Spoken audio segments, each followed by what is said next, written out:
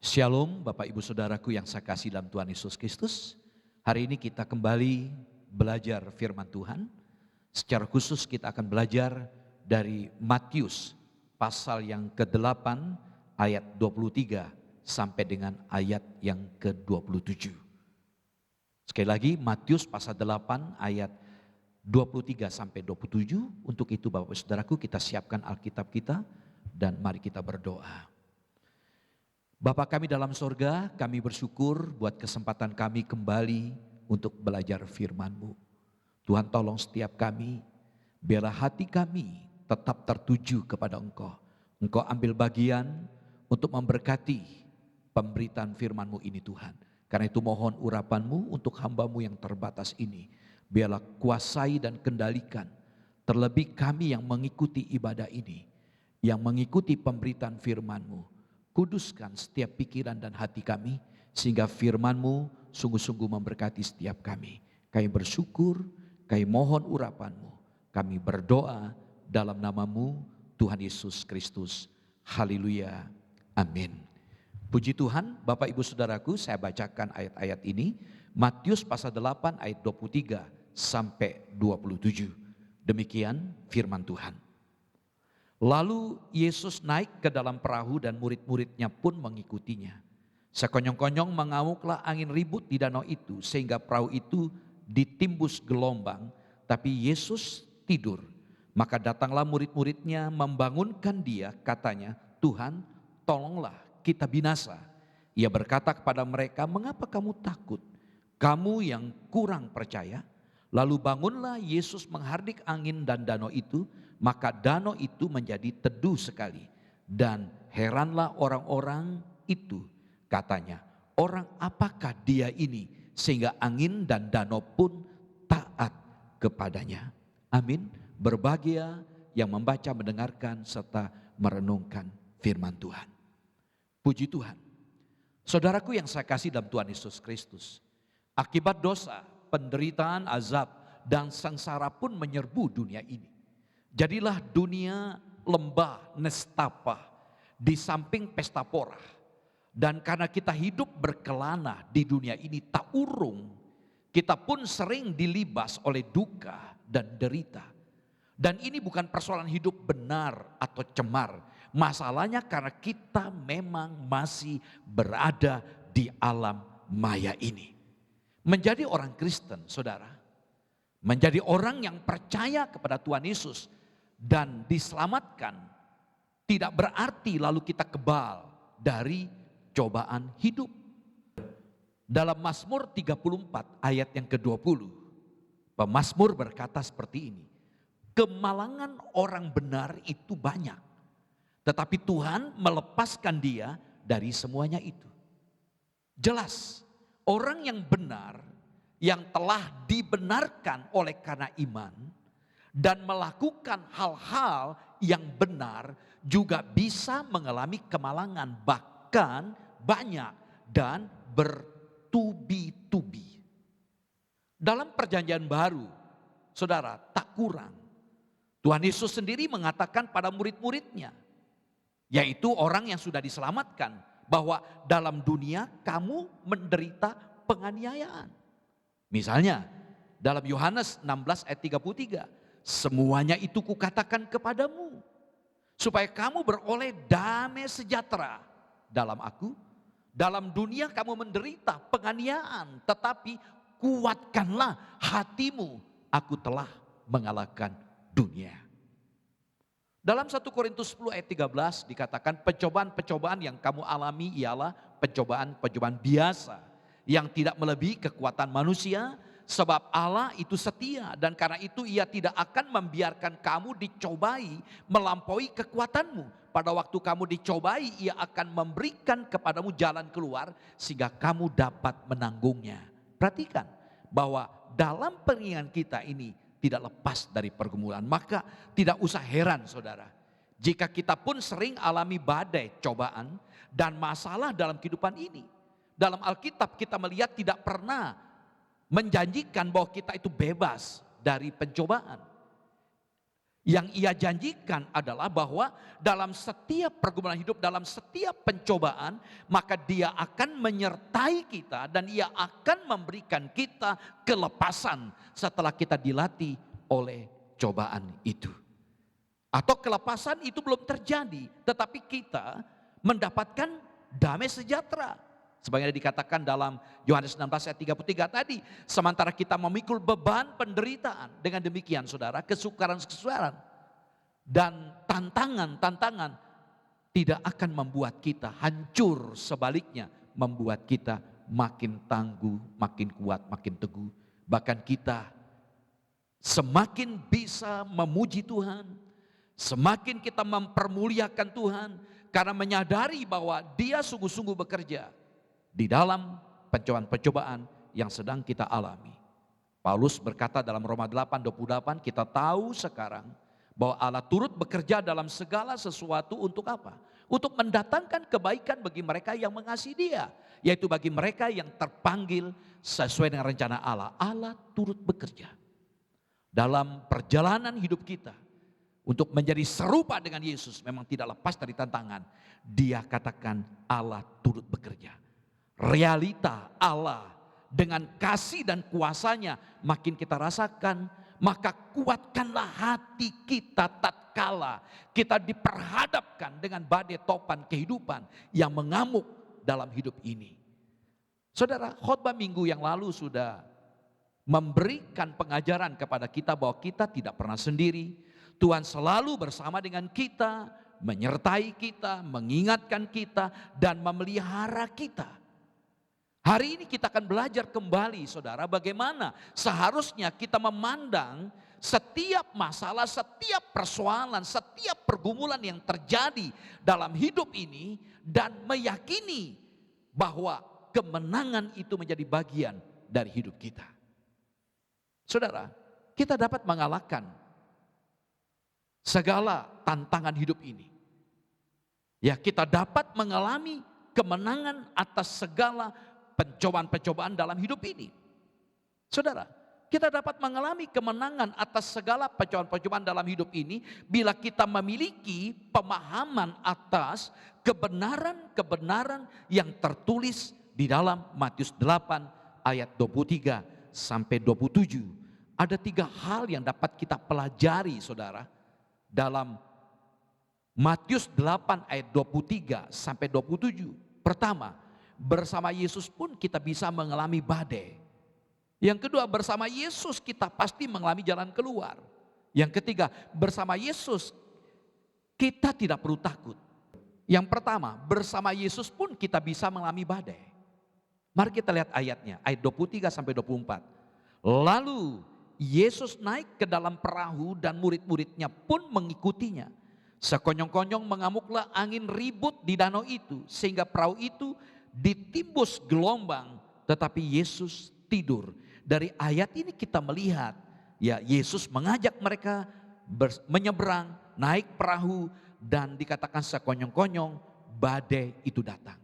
Saudara, Yesus naik perahu untuk menyeberang danau Galilea. Sekali lagi saya katakan, Galilea identik dengan Tiberias, dengan Genesaret. Nah, panjang danau tersebut kira-kira 21 km dan lebarnya kira-kira 13 km. Wajar apabila tiba-tiba danau tersebut dilanda angin sakal. Yesus pasti mengetahui kedatangan badai tersebut dan tentu saja dapat mencegahnya. Namun ia membiarkan hal itu terjadi agar apa? Agar ia dapat mengajarkan sesuatu kepada murid-muridnya. Sebenarnya lewat darat lebih aman, cuman butuh waktu yang cukup lama. Tapi Yesus memilih lewat danau yang jelas mengandung bahaya. Saudara, hidup ini memang penuh resiko. Tantangan menghadapi segala masalah itu pasti ada. Tantangan itu menghadang dimanapun. Kalau tidak berani melangkah, maka kita tidak akan melakukan apapun yang berguna. Karena itu Tuhan Yesus mengajak murid-murid supaya lebih cepat sampai ke tujuan. Dan menariknya murid-murid mengikutinya. Dan ini menjadi pelajaran bagi kita. Patut kita teladani ketika Tuhan Yesus mengajak kepada suatu tempat meskipun tempat itu tidak kita kehendaki. Saudara, Tuhan Yesus habis pelayanan, khotbah di bukit, menyembuhkan orang-orang sakit, termasuk orang sakit kusta, menyembuhkan perwira di Kapernaum, menyembuhkan ibu mertua Petrus, dan orang-orang yang lainnya. Tentu dapat kita lihat bagaimana kondisi fisik dari Yesus, pasti dia sangat lelah. Murid-muridnya pun yang ikut pelayanan pada saat itu pun kondisi fisiknya juga sama, nggak jauh beda dengan Tuhan Yesus. Mereka tidak hanya ikut-ikutan saja saudara, tapi mereka benar-benar dalam keadaan yang sangat lelah, tetapi tetap mau mengikut kemana Yesus pergi. Jadi apakah kita mau mengikuti kehendak Yesus? Tetap ibadah, tetap berdoa, bersukacita, mengucap syukur, meskipun dalam keadaan yang lelah, keadaan capek, banyak masalah sekalipun. Saudara, murid-murid sejati siap mengikut Tuhannya ke laut, artinya menantang kesulitan dan bahaya.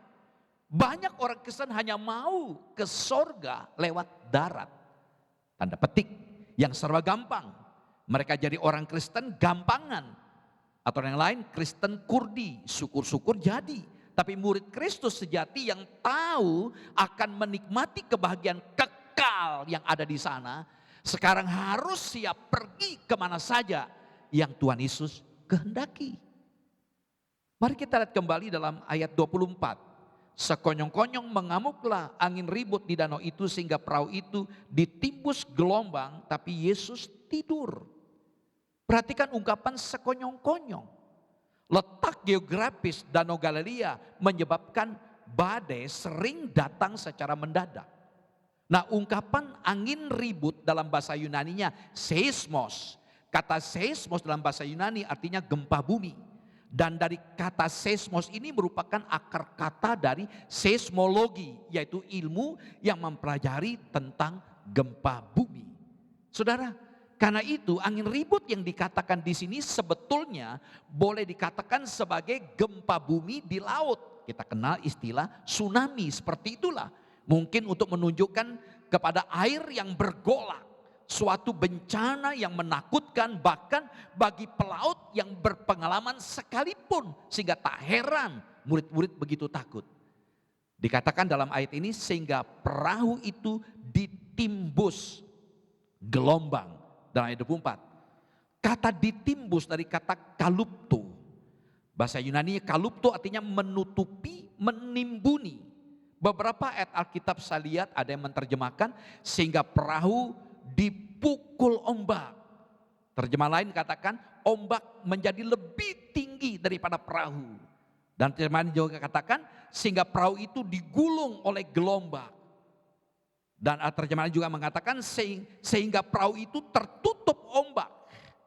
Ada terjemahan juga mengatakan sehingga perahu itu dilingkupi gelombang. Jadi banyak versi yang menjelaskan bagaimana kondisi ya perahu waktu itu. Nah, Tuhan Yesus dalam kejadian itu dalam versi Markus pasal 4 ayat 37 dikatakan lalu mengamuklah topan yang sangat dahsyat dan ombak menyembur masuk ke dalam perahu sehingga perahu itu mulai penuh dengan air. Itu makna kata timbus. Saudara, badai itu jelas bukan suatu kebetulan.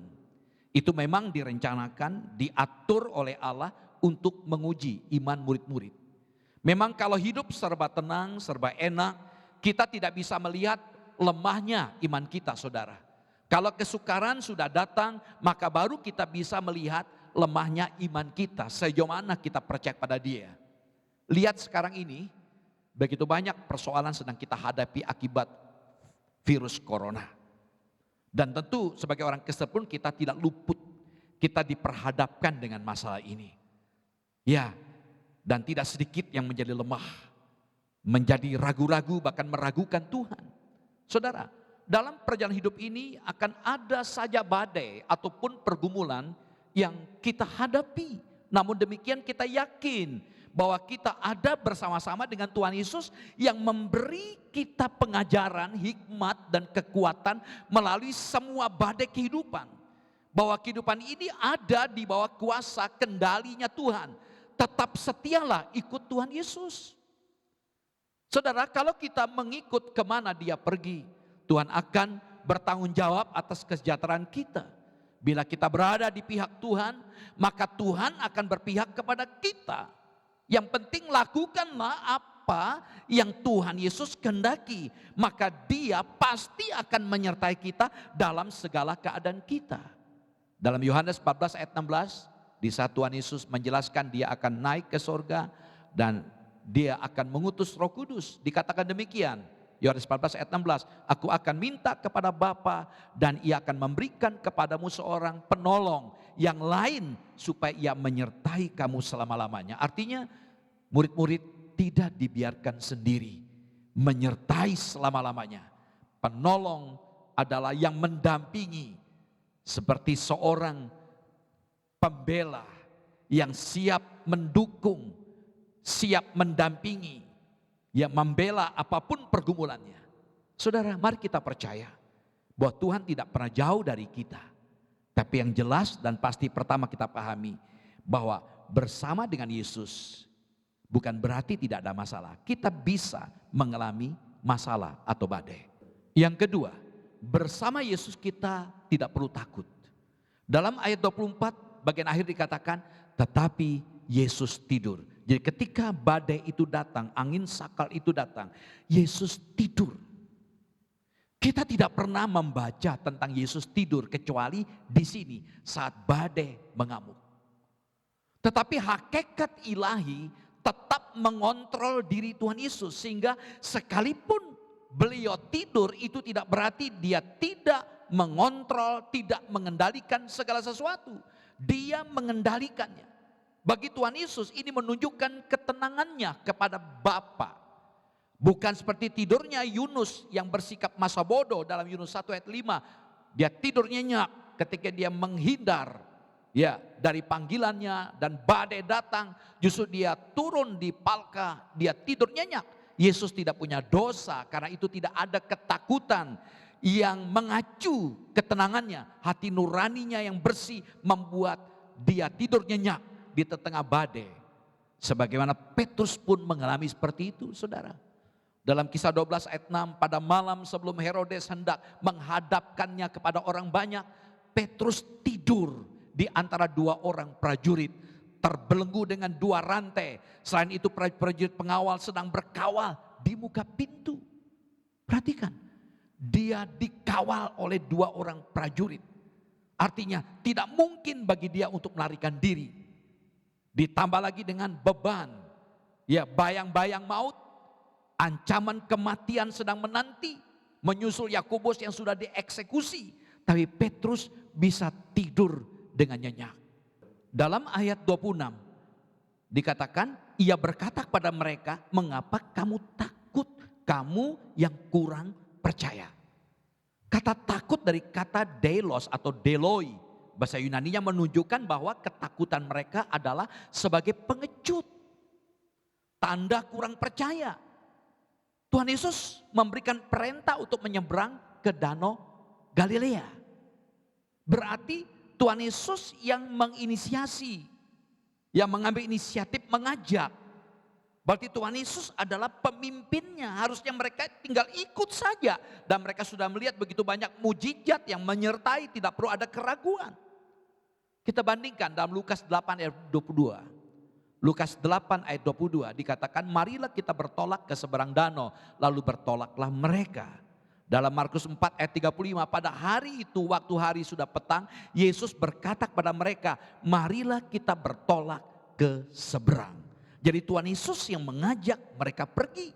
Harusnya mereka tidak perlu takut kalau Yesus mengajak mereka pergi. Yesus yang adalah Allah yang sudah menyatakan mujizat. Harusnya mereka lebih mempercayakan perjalanan mereka, penyeberangan mereka di Danau Galilea ke dalam tangan Tuhan. Mereka sebenarnya nelayan-nelayan yang akrab dengan danau. Sudah banyak pengalaman mereka dalam menghadapi badai. Toh ditimpa ketakutan yang begitu hebat di tengah-tengah gemuruhnya angin dan ombak. Saudara, bagi murid-murid, tidurnya Tuhan Yesus itu merupakan satu batu ujian bagi iman mereka. Apakah mereka masih tetap mempercayai Tuhan yang kelihatannya seperti cuek, yang tidak mau tahu tentang mereka? Mereka melihat bahwa kekuatan alam lebih besar daripada Tuhan Yesus. Maka mereka berteriak, kita binasa. Dalam ayat 25, Yang berarti Yesus pun akan ditelan alam. Yesus marah melihat ketakutan mereka, saudara. Kita bisa bandingkan dalam Markus pasal 4 ayat 38. Pada waktu itu Yesus sedang tidur di buritan di sebuah tilam. Maka murid-muridnya membangunkan dia dan berkata kepadanya, "Guru, engkau tidak peduli kalau kita binasa." Jadi ketakutan yang begitu kuat membuat mereka pesimis dan ragu-ragu. Kami akan binasa. Bahkan mereka berani memberikan penghakiman bahwa Tuhan Yesus tidak peduli dengan mereka. Mereka menganggap Tuhan Yesus membiarkan mereka. Saudara, murid Yesus begitu panik. Karena itu mereka berkata, "Tuhan, tolonglah kita binasa." Ini menandakan keputusasaan mereka. Sebenarnya tidak ada yang salah dengan ketakutan. Tidak ada yang salah dengan rasa cemas, kesedihan yang kita rasakan. Tetapi yang salah apabila hal itu sudah menguasai pikiran kita, menguasai hati kita. Hidup kita harus berpusat kepada Tuhan. Sehingga apabila ada masalah dalam hidup kita, maka pribadi yang harus kita andalkan adalah Tuhan. Bukan orang tua kita, saudara kita, pasangan kita, uang kita atau jabatan kita dan lain sebagainya. Andalan kita adalah Tuhan.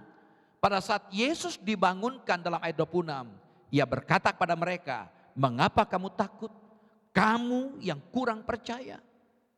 Saudara, kadangkala kita pikir kita takut karena keadaan, karena gelombang, karena badai, karena kesulitan ekonomi. Tapi Tuhan Yesus mengingatkan kepada kita, kita takut karena kita kurang percaya.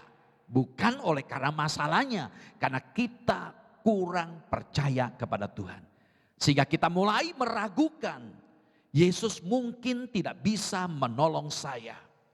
Saudara, gelombang bukan berarti Tuhan salah memberikan sesuatu kepada kita. Atau merupakan akhir dari karya Tuhan. Tapi gelombang merupakan awal di mana Tuhan akan bertindak secara ajaib kepada murid-muridnya. Bersama Yesus, sesungguhnya kita tidak perlu takut, saudara.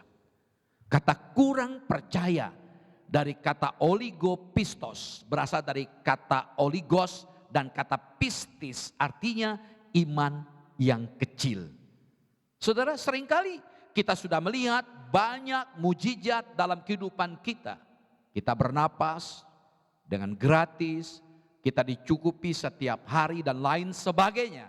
Tetapi kita masih saja memiliki iman yang kecil bila kita sedang diperhadapkan dengan masalah pergumulan yang terlalu besar. Saudara, kata khawatir terus menerus dengan masalah yang sedang kita hadapi. Orang yang khawatir adalah orang yang memiliki iman yang kecil, seperti orang yang tidak mengenal Tuhan, seperti orang yang tidak percaya kepada Tuhan. Orang seperti ini termasuk ateis praktis. Dia percaya kepada Tuhan, tapi bila ada masalah tidak percaya kepada kuasa Tuhan. Dia lupa yang memberikan nafas hidup itu adalah Tuhan yang Maha Kuasa. Karena orang seperti ini fokus hanya kepada masalahnya, bukan kepada Tuhan. Ingat saudara, Tuhan yang kita sembah adalah Allah yang Maha Kuasa. Dia sanggup memulihkan kehidupan kita, saudara. Kesetiaan kita harus dibuktikan pula dengan keberanian dan ketegaran ketika serangan dan ancaman yang melebihi kekuatan kita akan melumat kita. Sekalipun demikian, dengan menghampiri Tuhan di tengah bahaya besar, yang bagaimanapun bahaya besar, ya tantangan yang begitu berat, menunjukkan akar iman yang dapat dikembangkan oleh kita. Saudara, mereka membangunkan Tuhan Yesus dengan seruan mereka. Kata seruan bisa memiliki makna, minta tolong, berdoa. Nah, orang yang ingin belajar berdoa harus pergi mengarungi laut. Bahaya yang mengancam akan mendorong seseorang untuk apa? Untuk datang kepada Tuhan dengan kebutuhan yang mendesak. Dikatakan tadi mereka berseru, "Tuhan, tolonglah kami." Yesus hanya bisa menolong orang yang mengaku Dia sebagai Tuhan. Karena itu mereka menempatkan Yesus sebagai Tuhan. Tuhan, tolonglah kami. Kami binasa. Ini bahasa ketakutan saudara. Dan sekaligus menyatakan kesungguhan hati untuk mereka minta pertolongan. Karena mereka sudah kejepit. Mereka berharap supaya Tuhan tolong mereka. Saudara, saya pernah mengalami ketakutan yang begitu kuat di saat saya bekerja. Karena menghadapi preman yang begitu nekat. Sehingga saya harus berguru dan belajar ilmu kebatinan. Ketakutan yang begitu kuat. Sehingga saya mengambil jalan pintas datang ke paranormal. Saudara, sesungguhnya kalau kita dalam Tuhan. Di saat ketakutan itu menguasai kita. Carilah Tuhan. Jangan yang lainnya. Kita harus sungguh-sungguh serius berdoa kepada Tuhan. Lukas 18 ayat 1 mengatakan, Yesus mengatakan suatu perumpamaan kepada mereka untuk menegaskan bahwa mereka harus selalu berdoa dengan tidak jemu-jemu. Artinya orang Kristen yang tidak berdoa berarti main-main. Paulus berkata dalam 1 Tesalonika pasal 5 ayat 17, tetaplah berdoa. Jadi doa tidak terpisah dari kehidupan orang-orang Kristen, orang yang percaya kepada Tuhan. Saudara, seorang bapak mau pergi ke Jakarta. Sesudah mendapatkan keterangan dari petugas stasiun tentang kereta api yang perlu dinaiki nanti. Lalu ia membeli karcis dan menunggu di peron. Sewaktu kereta api itu datang, apa yang terjadi saudara? Ia tidak mau naik. Jelaslah bahwa walaupun dia sudah mendapatkan penjelasan informasi tentang rel-rel dan jembatan yang dahulu rusak sudah diperbaiki serta sudah membeli karcis pula, tapi dia tidak mau naik. Dan mustahil dia akan tiba di Jakarta yang menjadi tujuannya. Saudara, sama halnya dengan seseorang yang mengatakan bahwa ia percaya kepada Yesus, tapi tidak mau menyerahkan dirinya kepada Yesus.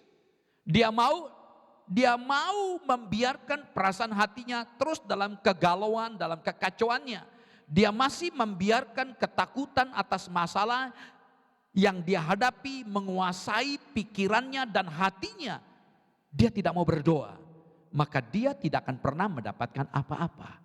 Kepercayaannya adalah kepercayaan yang kosong dan mati yang tidak menghasilkan bukti. Saudara, yang ketiga, ingat pertama, bersama Yesus bukan berarti kita bebas dari badai. Yang kedua, bersama Yesus kita pasti mengalami jalan keluar. Yang terakhir, yang ketiga, bersama Yesus kita pasti mengalami jalan keluar. Saudara, waktu badai mengamuk, murid-murid tidak bisa bilang apa-apa lagi. Cuma berkata begini, Tuhan, tolonglah kita binasa. Yang ada dalam pikiran murid-murid pada saat itu adalah kita binasa. Yang ada dalam pikiran mereka adalah kita tenggelam. Bahwa gelombang itu akan naik begitu tinggi, lalu perahu itu akan terguling dan semuanya akan lenyap di telan badai. Dalam ayat 26, lalu bangunlah Yesus menghardik angin dan danau itu. Maka danau itu menjadi teduh sekali. Ia punya kuasa atas kekuatan alam. Kalau begitu, ia pun sanggup melakukan apapun. Dan ini seharusnya memberikan kekuatan dan penghiburan kepada kita dalam menghadapi badai kehidupan yang paling ganas sekalipun, saudara. Dikatakan menghardik angin dan danau. Tuhan Yesus bukan hanya memerintahkan angin saja, tapi juga danau itu. Jika tidak demikian, pasti danau itu tetap bergolak untuk sesaat. Tuhan Yesus menenangkan badai tersebut. Ini menunjukkan keilahian, ketuhanan Yesus. Pada waktu Yesus tidur itu menunjukkan kemanusiaan Yesus. Dia memang sungguh-sungguh Allah dan sungguh-sungguh manusia. Saudara, Yesus adalah Allah yang mau dan mampu menolong kita. Karena ia adalah Tuhan yang maha kasih dan maha kuasa. Ia menghardik angin dan air hanya dengan perkataannya. Begitu banyak kita melihat ya firman-Nya yang berkuasa. Saat penciptaan pun ya Tuhan bersabda maka jadi. Betapa mudah dan efektif. Tiba-tiba danau menjadi tenang sekali. Umumnya setelah amukan badai, air masih mengombak. Sebelum menjadi tenang sekali ada riak-riak. Tapi ini ajaib. Ketika berkata tenang, langsung teduh sama sekali. Saudara, hasilnya apa? Setelah mujizat tersebut, murid-murid mengenal Tuhan. Luar biasa kan? Mujizat membuat mereka semakin mengenal Tuhan. Dalam Matius 8 ayat 27, dan heranlah orang-orang itu. Katanya, orang apakah dia ini sehingga angin dan danau pun taat kepadanya. Saudara, kita harus mengenal Tuhan lebih dalam. Jangan sampai dia melakukan sesuatu yang besar buat kita, tapi kita tidak mengenali dia secara pribadi. Murid-murid tahu bahwa Yesus berkuasa, tapi mereka tidak mengenal lebih dalam. Padahal sudah banyak mujizat di dalam kehidupan mereka. Bahkan mereka baru menyaksikan beberapa mujizat di depan mata mereka sendiri. Cara mengenalnya adalah dengan mencari tahu tentang dia. Mencari tahu tentang dia bukan sekedar kita mencari, tetapi mencari sampai kita dapat mengenalnya. Dikatakan dalam ayat 27, orang apakah dia ini? Ada pengakuan bahwa tidak ada orang seperti dia. Segala sesuatu tentang dia serba mengagumkan. Kuasanya, hikmatnya, kasihnya. Maka tak salah kalau kita memilih dan memiliki dia sebagai Tuhan kita. Saudara, mencari tahu tentang Yesus tentunya bisa kita cari lewat salah satu penyataan khusus yang dari Allah, yaitu Alkitab. Di sini kita dapat mengenal Tuhan yang kita sembah lebih dalam lagi. Karena itu berikanlah waktu lebih banyak membaca Alkitab, mengadakan saat teduh, dan renungkanlah firman Tuhan setiap saat dan pelajarilah dengan serius. Tentu juga tidak lupa kita berdoa untuk hubungan pribadi kita dengan Bapa di sorga. Saudara, sebelum Yesus menghardik angin dan danau, terlebih dahulu ia menantang keyakinan murid-muridnya. Mengapa kalian takut, hai orang yang kurang percaya?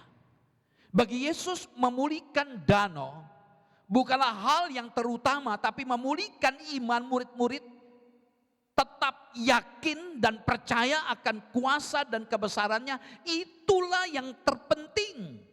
Proses pematangan iman murid-murid lebih penting daripada masalah angin ribut. Saudara, sebagai contoh, saat kita naik Arum Jeram, kita pakai jaket pelampung, dan kita diberi instruksi perintah kalau perahu oleng dan kita tercebur ke sungai, jangan panik atau jangan berontak, gerak kiri ke kanan, karena di dasar sungai sudah ada batu-batu yang bisa melukai kita. Ikutin saja aliran air, nanti di bawah ada yang menolong dan aman sekali. Saudara, tidak perlu takut. Dari ilustrasi ini kita dapat belajar. Ketika ada badai dalam hidup kita, jangan memberontak sama Tuhan. Ikut sajalah arus Tuhan, karena ada pertolongan yang Tuhan berikan. Dialah Tuhan Sang Pencipta dan Allah yang menyelesaikan setiap masalah kita. Karena itu marilah kita taruhlah pengharapan kita kepada Dia. Percaya dan berharap pada Dia. Jika kita memiliki pengharapan, maka kita dapat terus melangkah dan tidak pernah berhenti. Nah saudara, kita pasti mengalami kemenangan atas pencobaan. Kenapa demikian? Pertama, bersama Yesus pun kita bisa mengalami badai. Bukan berarti kita bebas dari masalah. Yang kedua, bersama Yesus kita pasti mengalami jalan keluar. Tidak ada istilah jalan buntu. Yang ketiga, bersama Yesus kita tidak perlu takut. Kita bisa takut, tapi jangan biarkan ketakutan menguasai kita. Hadapi setiap masalah dan serahkan masalah kita kepada Tuhan. Saudara, tidak habis-habisnya kita menghadapi masalah dalam kehidupan ini. Tapi Tuhan memang tidak pernah berjanji kepada kita bahwa Dia akan menghilangkan masalah dari kehidupan kita.